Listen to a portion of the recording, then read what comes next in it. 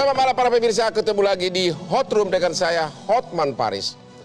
1 bulan kasus Kanjuruhan telah berlalu, tapi sampai hari ini belum ada penyelesaian yang tuntas.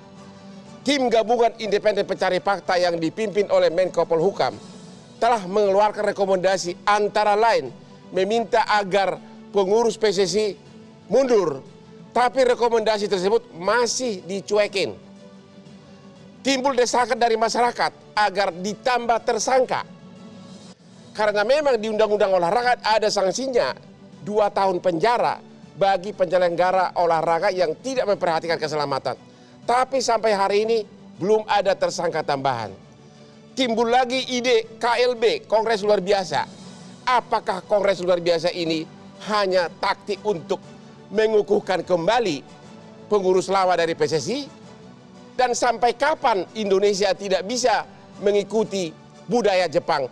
Sudah meninggal hampir 140 orang, tapi kok nggak mau mundur pimpinan PSSI?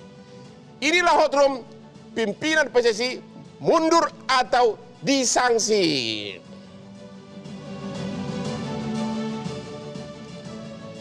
Oke, sebelum kita lanjut, seperti biasa, otak saya itu pintar dan diskusi lancar gara-gara kopi nih.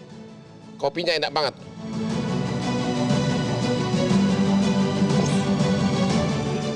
Oke, selanjutnya kita akan lihat kemarin PSSI sudah kirim surat ke FIFA yang intinya akan mengadakan KLB dalam waktu dekat 18 Maret 2023. Yang kedua, oke, inilah rekomendasi dari tim gabungan independen pencari fakta yang dipimpin oleh Menko Polhukam untuk PSSI.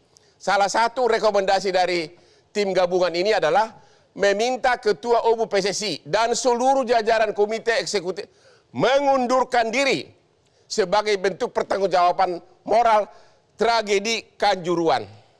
Ini masih dicuekin oleh pengurus PSSI. Yang kedua, pemangku kepentingan PSSI diminta untuk melakukan percepatan kongres atau menggelar kongres luar biasa KLB untuk menghasilkan kepemimpinan dan kepengurusan PSSI yang berintegritas, profesional, bertanggung jawab, dan bebas dari konflik kepentingan. Kemudian ada pasal 52 Undang-Undang Olahraga yang mengatakan bahwa penyelenggaraan olahraga wajib memperhatikan keamanan dan keselamatan khususnya para penonton. Dan kalau itu lalai, sanksinya 2 tahun penjara. Jadi penanggung jawab keamanan olahraga di Indonesia siapa? Ya PSSI, pimpinan PSSI. Dan tanggung jawab ini tidak bisa dialihkan ke orang lain. Karena tanggung jawab pidana tidak bisa dialihkan ke orang lain. Ada lagi pasal 359 Undang KUH pidana yang ancaman hukumannya adalah 5 tahun penjara. Tapi sampai hari ini, walaupun sudah meninggal hampir 140, satu pun pimpinan PSSI Pusat belum ada yang jadi tersangka. Apakah dia terlalu kuat? Sekarang kita akan tanya kepada Pak Hasani. Ya, sebenarnya apa yang terjadi? Kenapa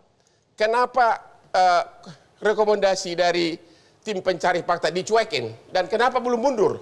Pertama, sebelum saya jawab pertanyaan Bang Hotman, tentunya saya turut berduka cita atas kejadian musibah di Kanjuruhan.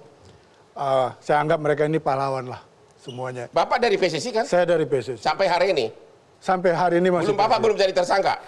Belum. Oke, silakan. Nah, sebenarnya dengan kita mengadakan kemarin rapat emergensi ESCO, yang dimana salah satu keputusannya membuat KLB, yang tadi Abang tengah itu dengan kata lain kami akan mengantar sampai ke KLB tersebut, maka otomatis ESCO dan pimpinan yang sekarang itu berhenti.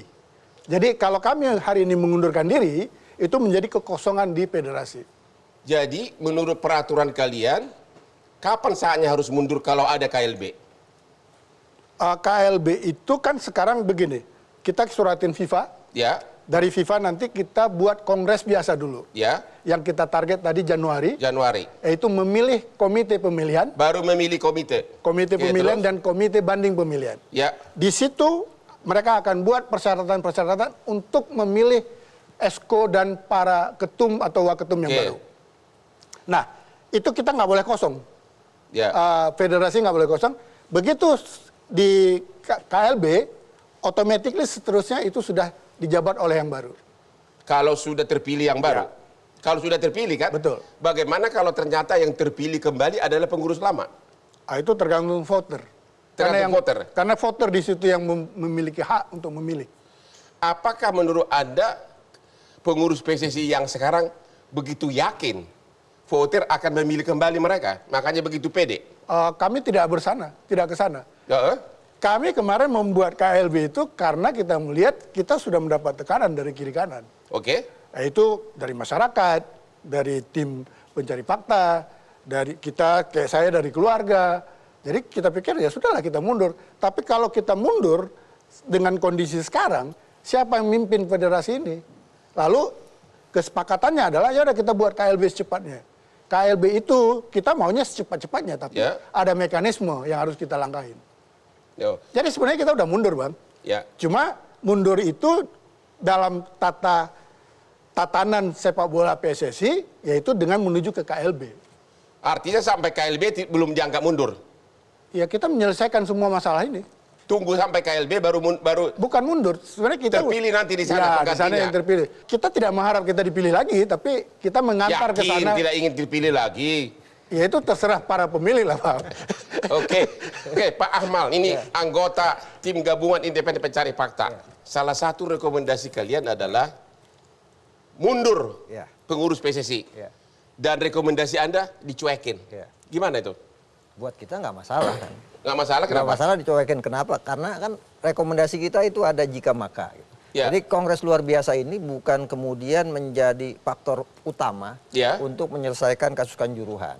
Karena KLB ini adalah jika nomor 1 pengurus PSSI mengundurkan diri sebagai tanggung jawab moral, maka harus digelar Kongres luar biasa untuk mengisi kekosongan kekuasaan. Jadi mana dulu? Mundur dulu atau kongres dulu? Kongres dulu baru mundur atau gimana? Atau terpilih dulu? Berdasarkan nomornya ya mundur dulu gitu kan. Kalau mundur dulu nanti kongres. Siapa yang menyelenggarakan kongres? Yang menyelenggarakan kongres kan ada berdasarkan statuta PSSI, kesekjenan bisa kemudian mengambil alih untuk melaksanakan kongres itu. Tapi ternyata dalam surat yang barusan ke FIFA malah sebaliknya.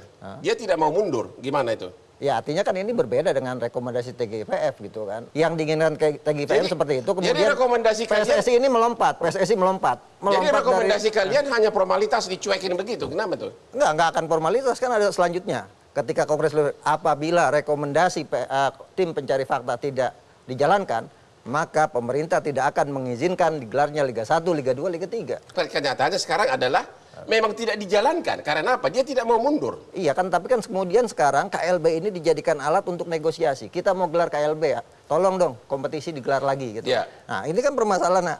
KLB ini bukan syarat utama dari digelarnya kompetisi lagi. Ada 12, belum ada yang dipatuhi satu pun. Bahkan PSSI, satu pun tidak dipatuhi. Iya, bahkan awalnya PSSI tidak mau menjalankan. Jadi kalau urusan sepak bolanya kemudian PSSI tidak mau menjalankan, itu hak mereka gitu kan. Tapi kan ada konsekuensi yang tidak bisa ditinggalkan. Yaitu?